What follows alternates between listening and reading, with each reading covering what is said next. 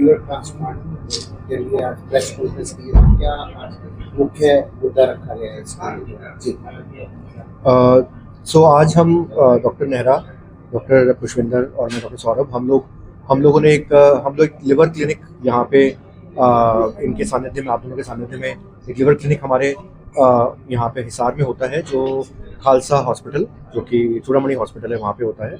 और साथ में विदास हॉस्पिटल में भी हम चालू करेंगे आने वाले समय में। तो उस लिवर क्लिनिक से में जो हमारे मरीज़ आते हैं, जो लिवर डिजीज़ से संबंधित होते हैं, उन मरीजों का जो ट्रीटमेंट है, जिनको लिवर ट्रांसप्लांट जरूरत पड़ती है, उस सब की इन्फॉर्मेशन देने के पर्पज से आज हमने प्रेस कॉन्फ्रेंस की। तो डॉक्टर साहब, जैसे लीवर एक दूसरे से डोनेट करता है, कितने दिन में ये रिकवर करता है दूसरे से? देखिए, जो जनरली हमारा ये होता है कि जब भी हम किसी एडल्ट से एडल्ट में लिवर ले लगता है, लगभग हम 60 से 65% तक लिवर ले सकते हैं हमसे। जो भी हम लिवर लेते हैं वो जनरली अबाउट 6 से 8 हफ्ते में मोर देन 95% वापस से ग्रो कर जाता है। लीवर डिजीज के कारणों की बात करते हैं, जो ट्रेडिशनल कारण रहते थे, शराब पीना, वो सब पुराने हो चुके हैं, मतलब वो एक मेजर कारण है। लेकिन आजकल नई उसके हिसाब से नई चीज़ें आ रही हैं, जिसकी वजह से कुछ बदल गई है चीज़ें और काफ़ी डैमेज करता है लीवर। वो क्या क्या चीज़ें हैं और क्या ध्यान में रखना चाहिए? आपकी बात बिल्कुल सही है। पहले 90% लोगों को लीवर शराब पीने से ही खराब होता था। आजकल भी ऐसा है कि किसी का लीवर खराब आए तो हम कहते हैं भाई बहुत ज़्यादा पीता होगा। मरीज इस बात का बुरा भी मान जाते हैं कि सर मैंने तो कभी टेस्ट भी नहीं किया, इससे बढ़िया तो मैं पी लेता, मेरा लीवर खराब हो गया इतना। हर लोग मेरे से यही पूछता है कि तू शराब पीता होगा। But there are other reasons also जिनसे लीवर खराब होता है। सबसे मेन रीज़न है आजकल जो चल रहा है, उसको मैश बोलते हैं या बैश बोलते हैं या MSLD बोलते हैं, कि जिसके अंदर एक्सेसिव मोटापा और ज़्यादा शुगर इंटेक, ज़्यादा fried food intake, sedentary lifestyle से इंसान का वजन बढ़ता रहता है, डायबिटीज़ डेवलप होती है। और जैसे डायबिटीज़ से लोगों के, आपने सुना होगा, गुर्दे डैमेज होते हैं या शरीर की नसें डैमेज होती हैं, वैसे ही लीवर भी डैमेज होता है। क्योंकि Bharat diabetes capital of world बन चुका है, 10% लोगों को डायबिटीज़ है। तो उन 10% लोगों में सोचो, अगर सिर्फ 1% लोगों को भी लीवर में डैमेज होगा तो कितने ज़्यादा लोग हमारे लीवर की बीमारी से खराब हो जाएंगे। तो ये एक मेन कारण बन गया है। सेकंड, अपने जो एरिया है, खासकर हिसार के चारों तरफ, फतेहाबाद, रतिया, गुना, सिरसा, पंजाब से मिलते हुए और जो एरिया है, उनमें हेपेटाइटिस बी और सी, इनका प्रकोप काफ़ी ज़्यादा है। इनफैक्ट वर्ल्ड में सबसे ज़्यादा है। और हेपेटाइटिस सी भी हो बंदे को और साथ में अल्कोहल और शुगर और हो जाए तो फिर वो लीवर के बहुत सारे दुश्मन हो जाते हैं, कि बजाय 3 दुश्मन वो यंग एज में ही लीवर को खराब कर देते हैं। तो ये और रीज़न है जो मेन रीज़न है लीवर के खराब होने के चलते। इसलिए सबसे मेरी अनुरोध है कि अल्कोहल का कंजम्पशन ना करें। अल्कोहल अगर नहीं भी पीते तो और जो कारण है, जैसे excessive junk food consumption, sedentary lifestyle, diabetes को कंट्रोल ना रखना और काले पीलिया का कभी चेक ही ना करना कि मैं तो हो ही नहीं सकता, ऐसे इस विचारधारा से निकले और अपनी चेकिंग करा के अपने लीवर को संभालें ताकि वो खराब होने से बचे। डॉक्टर साहब, आजकल जो खान पान चल रहा है, फास्ट फूड है, तो उसका कितना फर्क पड़ता है? फास्ट फूड का डायरेक्ट लीवर के ऊपर ऐसा असर नहीं है कि फास्ट फूड खाया और लीवर आज खराब हो गया, आज खाया कल खराब हो गया, ऐसा नहीं है। पर लॉन्ग टर्म में जो लोग फास्ट फूड खाते हैं, फ्राइड फूड और जो प्रोसेस्ड फूड ज़्यादा खाते हैं, उनको आगे चल के मोटापा, डायबिटीज़ और फैटी लीवर होने की गुंजाइश और लोगों के मुकाबले काफ़ी बढ़ जाती है। और अगर ये ट्रेंड सालों साल कंटिन्यू रहता है, जैसे डॉक्टर सौरभ ने बताया कि लीवर के अंदर रिकवरी पावर है अपनी, काफ़ी सालों तक 10 साल 20 साल वो उससे फाइट करता है और रिकवर करता रहता है। पर उसकी भी 20 साल 25 साल में एक ऐसी लिमिट आ जाती है जब वो रिकवर करना छोड़ देता है। ऐसी कंडीशन में लीवर हर साल 2-2, 3-3, 5-5% लीवर डैमेज होता हुआ एकदम से फिर हमें नजर आता है कि खराब हो गया। तो इसका पानी की बहुत ज़्यादा समस्या है, पानी की शुद्धता भी नहीं है, तो हेपेटाइटिस बी सी कहीं ना कहीं मेजर कारण पानी भी रहता है।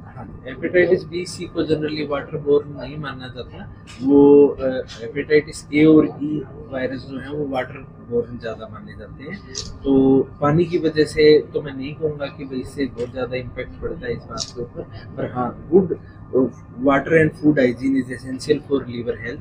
अगर हम अच्छा खाना पीना नहीं डालेंगे, वो तो हमारे लिए एक जो खाना पीना जो हम खा रहे हैं वो हमारे जैसे गाड़ी में जो पेट्रोल डालते हैं उस तरीके से, अगर हम अच्छा पेट्रोल नहीं डालेंगे, गाड़ी में पेट्रोल की जगह क्या डालेंगे, मिट्टी का तेल डालेंगे, तो क्या रिजल्ट होगा, इंजन खराब होएगा। हमारी बॉडी का इंजन क्या है, लीवर है, तो लीवर के ऊपर असर आएगा और धीरे धीरे करके वो खराब होता है। वैक्सीन को लेकर ज़्यादा जागरूक नहीं है लोग, वैक्सीन नहीं बनाते। ये आजकल तो यूनिवर्सल इम्यूनाइजेशन गवर्नमेंट ने काफ़ी अच्छा कवर किया है। जो नए बच्चे पैदा हो रहे हैं उनको तो यूनिवर्सली हेपेटाइटिस बी का वैक्सीनेशन हो ही जा रहा है। सी का कोई भी वैक्सीनेशन अवेलेबल नहीं है फिलहाल, रिसर्च चल रही है, क्या पता आगे चल के ये सी का भी वैक्सीनेशन आ जाए।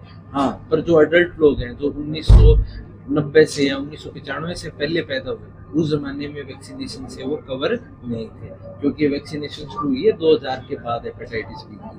तो आप जो लोग 30 या 35 साल की उम्र से बड़े हैं वो अपना एक बार जरूर हेपेटाइटिस बी से चेक करवा लें, और अगर नेगेटिव है तो अपना टीकाकरण जरूर करा लें, पॉजिटिव है तो अपना इलाज करा लें। इलाज भी अवेलेबल है, बहुत अच्छा इलाज का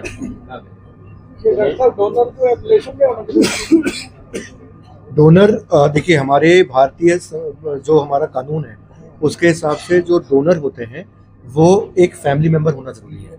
अब फैमिली मेंबर में जैसे कि जो प्राइमरी फैमिली मेंबर हमारा क्या होता है कि वाइफ भी फैमिली मेंबर है। खून का रिश्ता होना जरूरी नहीं है, बट वाइफ फैमिली मेंबर है। बच्चे हो गए, माँ बाप हो गए, या फिर आपके चाचा हो गए, मामा हो गए, चचेरा भाई हो गया, वाइफ का भाई, साले साहब हो गए। ये सारे व्यक्ति जब तक कि वो फैमिली का पार्ट है, वो आपको डोनेट कर सकते हैं। उसमें ये होता है हमारा, पहले हम डोनर को पहले आइडेंटिफाई करते हैं, डोनर को ये एश्योर करते हैं कि डोनर बिल्कुल सेफ है, डोनर की अगर हम सर्जरी करेंगे उसको कोई रिस्क नहीं होगा। उसके बाद एक प्रॉपर एक कमेटी बैठती है जो सरकारी अपॉइंटेड कमेटी है। हर अस्पताल को एक सरकारी अपॉइंटेड कमेटी होती है। हमारे अस्पताल के अंदर ही कमेटी मेंबर्स आते हैं और वो कमेटी करते हैं, जिसके अंदर बेसिकली वो डोनर और रेसिपिएंट को बैठा के उनसे सवाल पूछते हैं। मेडिकल सवाल नहीं होते, बेसिकली पूछते हैं कि भाई आप इनके क्या लगते हो, क्यों हो, क्या है। वो चेक करके जैसे वो सिग्नेचर कर देते हैं उसके बाद हमें परमिशन मिल जाती है। आपने केसेस किया ट्रांसप्लांट, तो क्या ट्रेंड रहता है कि जो मरीज जो होते हैं उसमें दान करने वाले हैं बेसिकली फीमेल ज़्यादा रहती है, मेल ज़्यादा रहती है? एक्चुअली बहुत इंटरेस्टिंग क्वेश्चन है। सो ये हमारे जितने भी मैंने इंडियन पेशेंट्स किए हैं, इंडियन पेशेंट्स में almost 65% donors are females, almost 65% females हैं। इधर या तो वाइफ्स हैं, सिस्टर्स हैं, डॉटर्स हैं। एक ट्रेंड है जो कि इंडिया में है। इसका कोई स्पेसिफिक रीज़न तो मैं नहीं बोल सकता, बट ये है। प्रोबेबली वो ज़्यादा इमोशनली अटैच होते हैं प्रोबेबली फैमिली से, प्रोबेबली इसलिए वो जल्दी आगे बढ़ के आते हैं कि हाँ हम डोनेट करेंगे। But yes, that is a trend. देखिए, हमारे हॉस्पिटल में जो कॉस्ट है वो एक, वैसे तो जो लिवर ट्रांसप्लांट है वो एक CGHS, हरियाणा गवर्नमेंट, और ये जो पैनल्स होते हैं ना, DGHS और ECHS, ये जो सारे पैनल्स होते हैं उनके अंदर भी कवर्ड है। तो जो उस पैनल वाले व्यक्ति हैं वो उसका लाभ उठा सकते हैं। उसके अंदर जो पैनल के जो भी फिक्स्ड रेट्स होते हैं उसके हिसाब से होता है, या तो कैशलेस होता है, या अगर कैश भी होता है तो फिर वो रिएम्बर्स हो जाता है। अदरवाइज वैसे अगर कोई पेशेंट जिनका कोई पैनल नहीं है, इंश्योरेंस भी नहीं है, और वो अगर डायरेक्टली वैसे कराना चाहते हैं, तो लगभग इसके अंदर 17 से 18 लाख रुपए का खर्चा आता है, जिसमें सारी की सारी चीज़ें जो टेस्ट होते हैं उससे लेके सर्जरी के बाद का रिकवरी, अस्पताल का खर्चा, ICU का खर्चा, वार्ड का खर्चा, दवाइयों का खर्चा, जांचों का खर्चा, वो सारा मिला के टोटल लगभग इतना खर्चा आता है। इस एज में जो इसकी रेशो है, पेशेंट में कि किस एज के अंदर, देखो आप रिस्पॉन्स वाइज तो जितना छोटी एज होती है उतना ज़्यादा अच्छा रिस्पॉन्स आता है। तो जितने हम बच्चों के ट्रांसप्लांट करते हैं, 1-2 साल 3-3 साल के बच्चों के ट्रांसप्लांट करते हैं, उन बच्चों के अंदर जनरली रिकवरी भी फास्टर होती है, और उनके जो वो मतलब 30-30, 40-40, 50-50 साल तक जीते हैं बच्चे।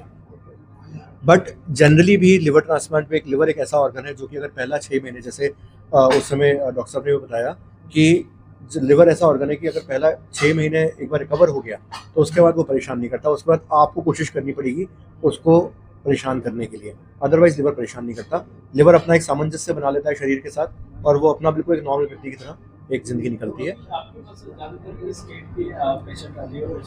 देखिए, दिल्ली में खासकर एडजॉइनिंग जो स्टेट्स हैं उससे सबसे ज़्यादा पेशेंट है मेरे पास।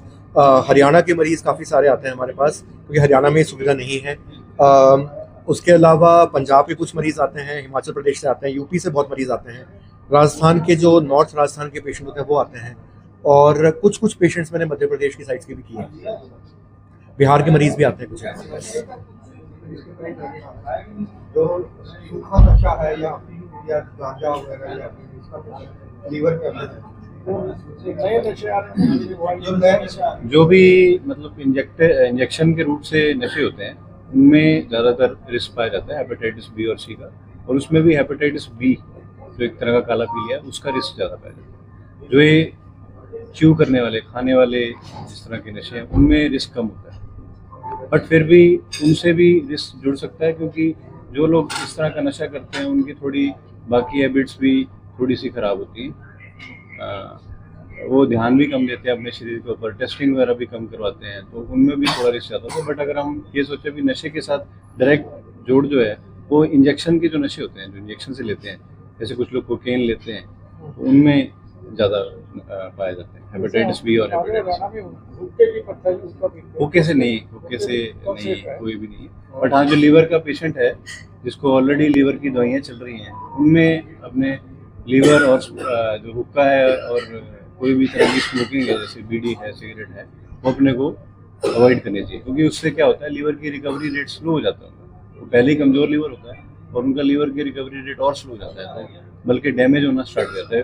उम्र के हिसाब से उनका मतलब धीरे धीरे 1-2% हर साल डैमेज होता है, उनमें अवॉइड।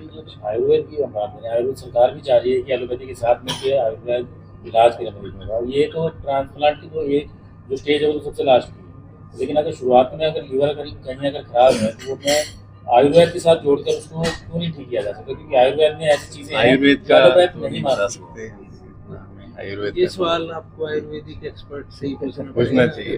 ये एस्टैब्लिश्ड चीज है, बढ़ा भी रहे हैं उसके बारे में, लेकिन एलोपैथी जो प्रैक्टिशनर है वो आयुर्वेद को सरकार नहीं नकारते नहीं है। हमें इस बात की समझ नहीं है, आयुर्वेदा के अलग तरह की स्टडी है, उसमें हमने स्टडी करा ही नहीं हुआ उसको, तो हम उसके बारे में मतलब कोई कमेंट ही नहीं करें। डेफिनेटली अगर पॉजिटिव कुछ रिजल्ट आएगा तो आपको आगे बड़े इंस्टीट्यूट भी दिखेंगे जहाँ पे ये Combined approach approach होगा। अब तक सरकार अब तक कोई ऐसी सक्सेस स्टोरी है नहीं देश में जहाँ बहुत ज्यादा मतलब रिजल्ट सुनने को मिलता है, और ऐसा कुछ आएगा तो हम उसको जरूर सपोर्ट करेंगे यार, है ना? मरीज ठीक होना चाहिए थे किसी भी तरीके से। दूसरा एक थॉट जो मेरा यहाँ पे ऐड करूँगा वो ये है कि आयुर्वेद, देखिए जैसे मैं डॉक्टर नेहरा को इतने साल से जानता हूँ। डॉक्टर नेहरा ने पहले 6 साल 5.5 साल MBBS करी, उसके बाद उन्होंने 3 साल MD मेडिसिन करी ऑल इंडिया इंस्टीट्यूट जैसे इतने बड़े इंस्टीट्यूट से, फिर उन्होंने 3 साल DM स्पेसिफिकली गैस्ट्रो और हेपेटोलॉजी के लिए किया एक SGPGI लखनऊ, जो कि इतना बड़ा इंस्टीट्यूट है वहाँ से।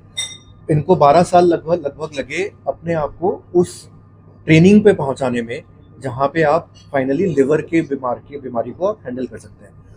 तो आयुर्वेदा में भी जो अच्छे ट्रेंड एक्सपर्ट्स हैं, हो सकता है उनके पास वो होता हो, लेकिन मुझे लगता है कि जो सिर्फ 3-4 साल की BMS है उसके बाद इतनी ट्रेनिंग होना आई थिंक पॉसिबल नहीं होता। कि आई थिंक इतने कॉम्प्लिकेटेड केसेस को, जितने कॉम्प्लिकेटेड केसेस आप दोनों हैंडल करते हैं, और मैं तो रेगुलरली देखता हूँ यहाँ पे, और कई बार लिमिटेड रिसोर्सेज के अंदर हैंडल करते हैं, इतने अच्छे से करते हैं रिसोर्स, वो चीज़ आई थिंक मुझे लगता है कि उसके लिए आपको बहुत एक्सपीरियंस गेन करने की जरूरत है और बहुत सारी ट्रेनिंग की जरूरत है, जो आई थिंक अभी एस्टैब्लिश इंडिया में हो नहीं पाती है।